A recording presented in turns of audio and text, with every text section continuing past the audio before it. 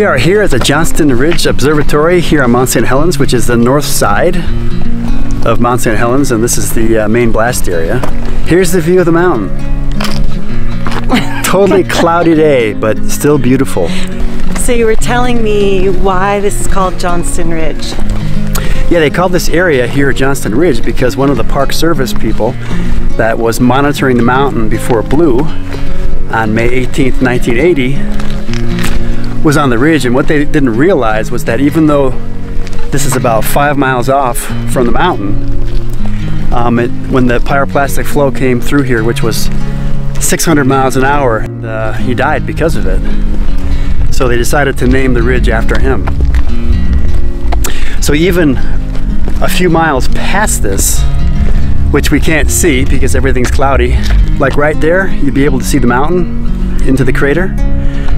But even a few miles this way, there's some beautiful hills that are just completely scoured off. Yeah, it's funny, I've never been up to Mount St. Helens, even though I don't live that far. So Mount St. Helens on a clear day from Portland, you can always see Mount Hood on a clear day, and it's very majestic. But on a super clear day from Portland, from the city, you can see Mount Hood and Mount St. Helens, and you clearly know which is which because Mount St. Helens has no peak. It's flat from the eruption. And then from where you live, you can also see what other mountains? Well, Mount St. Helens, Mount Adams, Mount Hood, and just a bit of the tip of Mount Rainier. And so I see these mountains every day driving into work. And when I see Mount St. Helens, it looks like a mini Kilimanjaro. That's what it looks like, especially in this type of season when there's snow on the mountain. One thing that was really amazing about the blast was that the pyroclastic flow, which was basically hot gases and ash, came through the Spirit Lake, the north side of the mountain, at 600 miles an hour.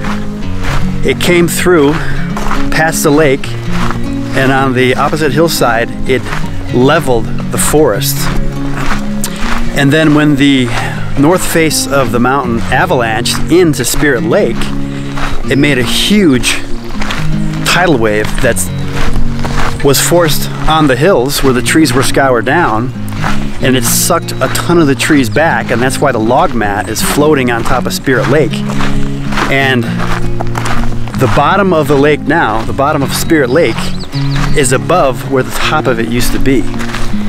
And that 600 miles an hour, we were reading that a pyroclastic cloud usually travels at about 60 miles per hour, or 62, and you're saying it was like 600? It was 600 miles an hour, is what they said.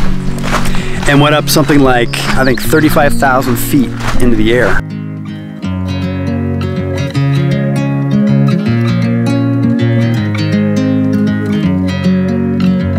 We're gonna head back the way we came and go to a new location that Dave's been wanting to take me to. It's called Coldwater Lake. And when it's clear skies, what's amazing is, and if there's still some snow on the mountain there, you get the reflection of this beautiful mountain, which is really a ridge with snow on it, and then the lake, and it's just very, very, very scenic. We got up really early this morning. We got up at about 4. We had a little bit of a hard time of getting out of bed, so maybe it was like 4:15 by the time we got out of bed. But we got up really early. It's a day off. It's a holiday, so that we could get out here early. It's 4th of July. It's 4th of July. By the way. So we could get out here early and kind of beat the crowds if anybody was here. So we're kind of realizing, as much as we hate to admit it, that getting up early is the way to get the best scenery and the best quiet.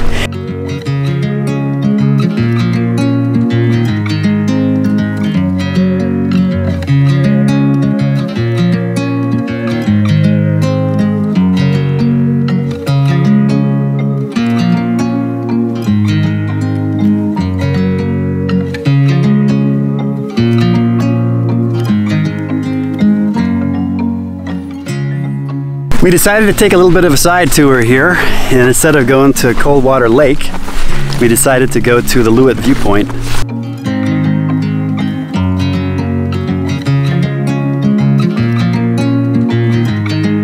You were here just this past week, right? Doing a photo session? Yeah, we were just right on the ridge behind me doing the Milky Way photography from 8 p.m. to just after midnight. And the Milky Way was just right over the crater, just beautiful. And they had the glow of Portland lit up some of the mountain too. It was surprising.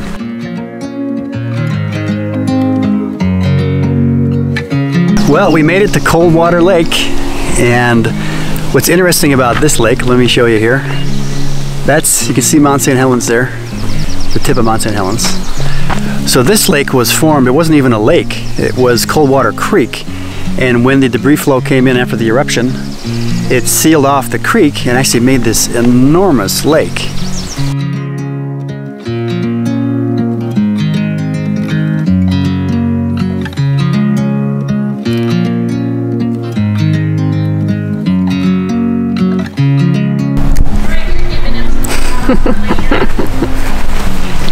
So what are you eating?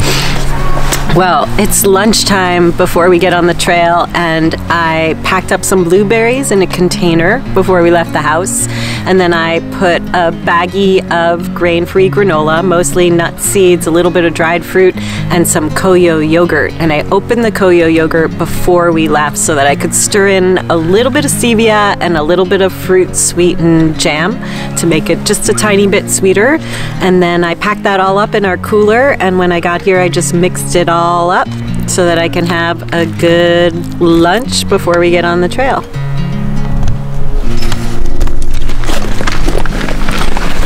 All right, we're out here at Mount St. Helens doing a nice little hike. Actually, it's going to be a bit of a surprise for Andrea where we're going, and completely different from what we've normally done when we go out hiking. And I don't know why. She will soon find out. It's different. It's going to be really, really cool. All right, here's a surprise.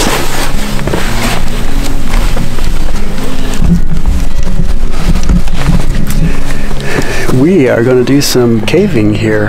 I'm scared. Should be fun. I'm scared. All right, we're doing some spelunking here.